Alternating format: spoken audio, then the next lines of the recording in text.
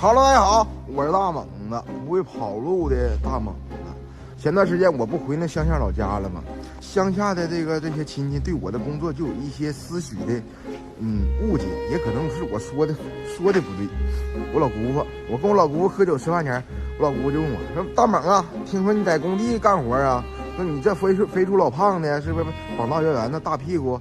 你可千万注意点安全呐，别磕了碰了。你是不是这摔了？你这家的恢复不好恢复啊？”我说：“我谢谢你啊，老姑父。”我老姑父问我说：“你这干啥工种啊？在工地呀？我是干木工啊，还是干瓦工啊，还是干钢筋工啊？”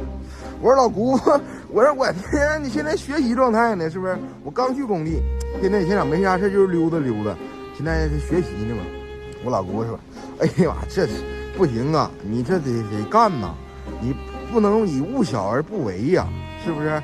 你不行你就从立工开干。”老姑父那前不也是从立工开干的吗？后来当了木工吗？老姑父骄傲了吗？我老姑父说：“你现在工资多少？”我说：“老姑父，我工资不咋高，5000多点，5000多是真不高啊，是不是？你得努力，你那啥，你早点学点木匠，不行跟老姑父干学木工吧。”老姑父木工一月1万多，干啥呀？你看老姑父现在吃啥都吃不起，是不是？想喝酒就喝酒。我说：“是老姑父，等哪天的老姑父，哪天我得上你工地拜访拜访你，老姑父，我戴个红安全帽去啊，老姑父。”后来有一天晚上，跟我们几个发小出去吃饭，我发小呢就是我从小一起光腚长大的一群朋友。我说这跟我同龄的，我这是别低调了，我说的高级点，别说干工地，我说抽个华子，我说干点工程，哎呀，我那工程13个多亿。跟我一点关系没有。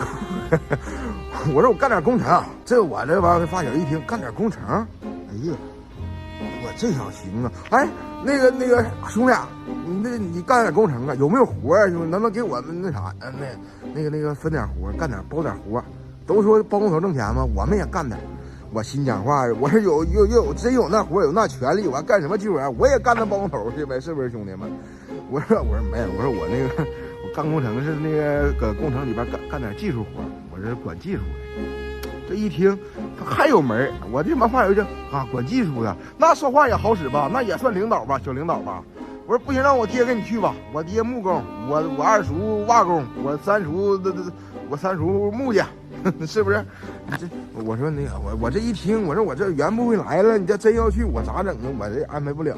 我说不是，我说我就是一个特别小的，我是管钢筋技术的。钢筋技术人员，我说我那啥，我是前一年嘛，我说我干立工来着，后来干立工不挣钱，后来我干立工干得好，老板赏识，让我专门管钢筋了。我说这没啥权利，我说这白扯。最逗的是，我乡下的舅姥爷，我舅姥爷是新盖了个猪圈，听说我在工地盖房子，非得给我打电话，知道我回来给我打电话，说让我看看他新盖的猪圈怎么样。我说你